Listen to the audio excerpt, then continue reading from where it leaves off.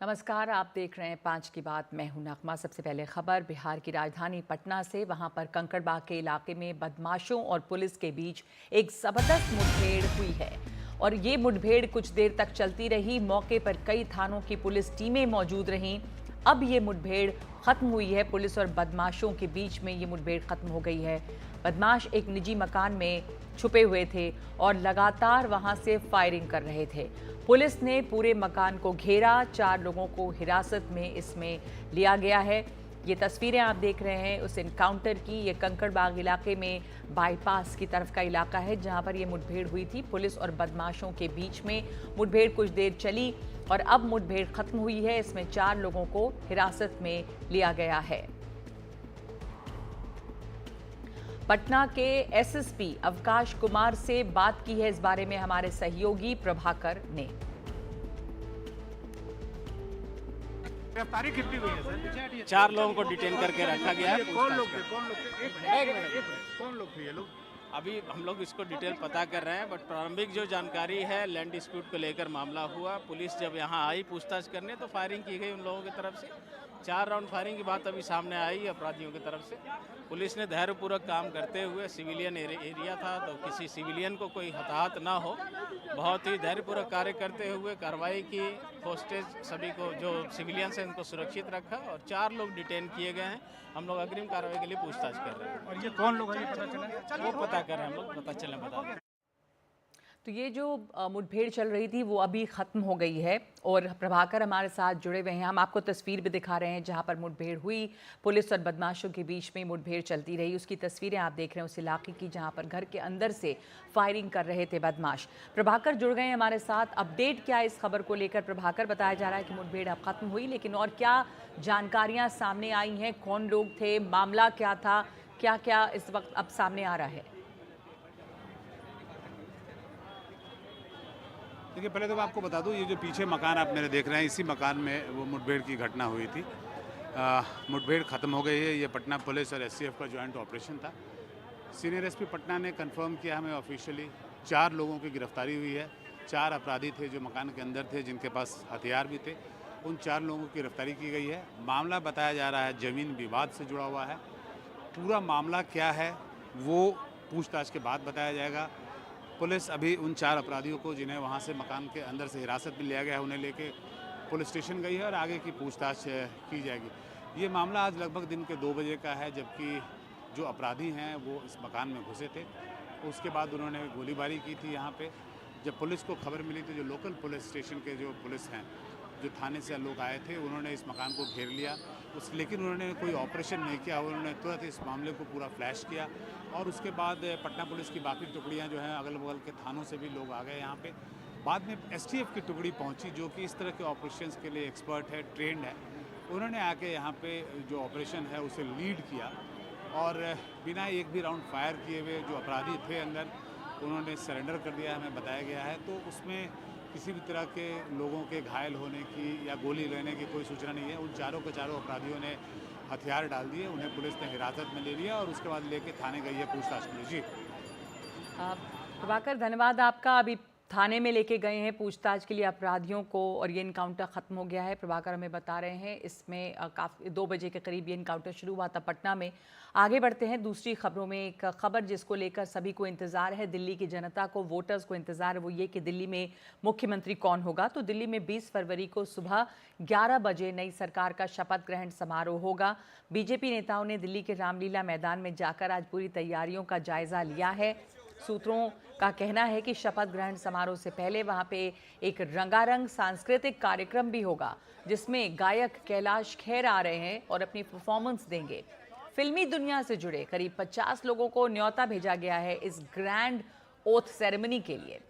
इन तैयारियों के बीच मुख्यमंत्री को लेकर सस्पेंस अब भी बना हुआ है। तो तैयारियां पूरी हैं रामलीला मैदान में, लेकिन मुख्यमंत्री होगा कौन, वो एक बड़ा सरप्राइज होगा। और 27वें साल में बीजेपी एक बार फिर से सत्ता में आ रही है दिल्ली में, तो इसे लेकर ज़बरदस्त तैयारी है शपथ ग्रहण समारोह को लेकर। कल दिल्ली बीजेपी दफ्तर में विधायक दल की बैठक में इस पर से पर्दा उठने की उम्मीद है।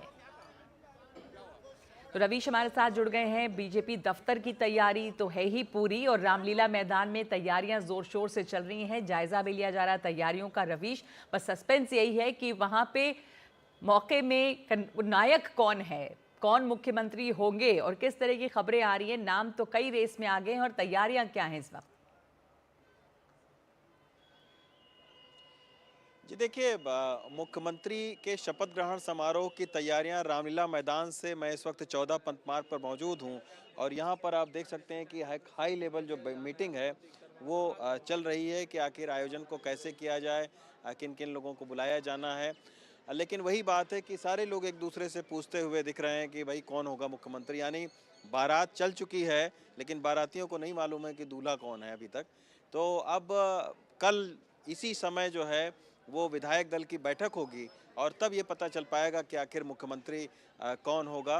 लेकिन तैयारी पूरी है और ऐतिहासिक रामलीला मैदान में तकरीबन 30,000 से ज़्यादा लोगों के इकट्ठा होने की संभावना है। ये वही रामलीला मैदान है जहां पर 2013 और 2015 में अरविंद केजरीवाल ने शपथ ग्रहण किया था और इस बार अरविंद केजरीवाल की हार के बाद में भारतीय जनता पार्टी एक सियासी जश्न के तौर पर रामलीला मैदान में शपथ ग्रहण समारोह करवाएगी। मुख्यमंत्री पद के दावेदार की जहां तक बात है, ये सूत्रों के हवाले से खबर आई है कि 10 लोगों को शॉर्टलिस्ट किया गया है और उनमें से कोई एक नाम हो सकता है। हालांकि अब तक पूरा फाइनल हो चुका है किन किन लोगों को कैबिनेट और किन को मुख्यमंत्री बनाया जाना है, लेकिन जिनको कैबिनेट मंत्री बनना है या जिनको मुख्यमंत्री बनना है उनको खुद नहीं पता है कि वो बन रहे हैं कल। भारतीय जनता पार्टी की हमेशा ये जब भी कोई फैसला होता है तो थ्रिल और सस्पेंस ये बिल्कुल लास्ट मिनट तक जो है बनाए रखने की पूरी कोशिश होती है कि किसी भी तरीके से सीक्रेसी जो है वो बनी रहे। तो दिल्ली में भी देखने को मिल रहा है, ये 10 दिन हो चुके हैं चुनाव के नतीजे आए हुए और अभी तक ना तो मुख्यमंत्री के नाम का यहाँ के लोगों को पता है और ना ही कौन कैबिनेट बनेगा उसके बारे में पता है। एक्शन प्लान भी तैयार हो रहा है दिल्ली सचिवालय के अंदर।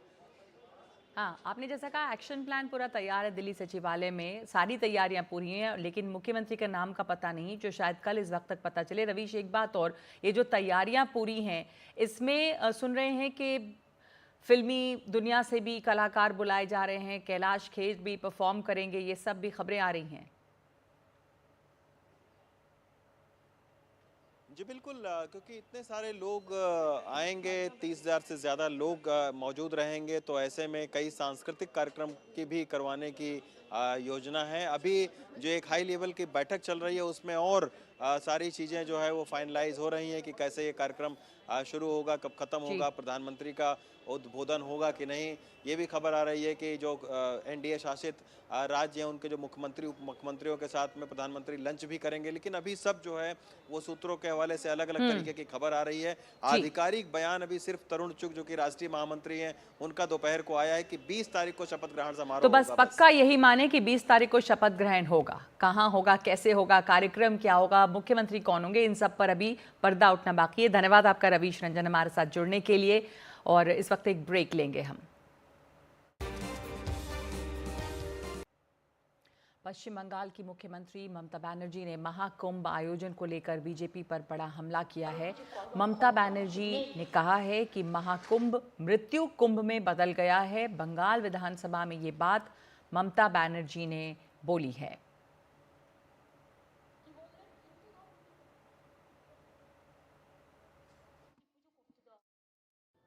মহাকুম্ভ আমি নাইবা বললাম, ওটা এখন মৃত্যু কুম্ভ হয়ে গেছে। মৃত্যু কূপের মতো আমি মহাকুম্ভকে সম্মান করি, আমি শ্রদ্ধা জানাই, পবিত্র গঙ্গা মাকে আমি সম্মান করি, কিন্তু প্ল্যানিং না করে এত হাইপ তুলে এত লোকের মৃত্যু বললেন 30 জন, কথাটা কি সঠিক? কত ডেড বডি ভাসিয়ে দিয়েছেন নদীতে।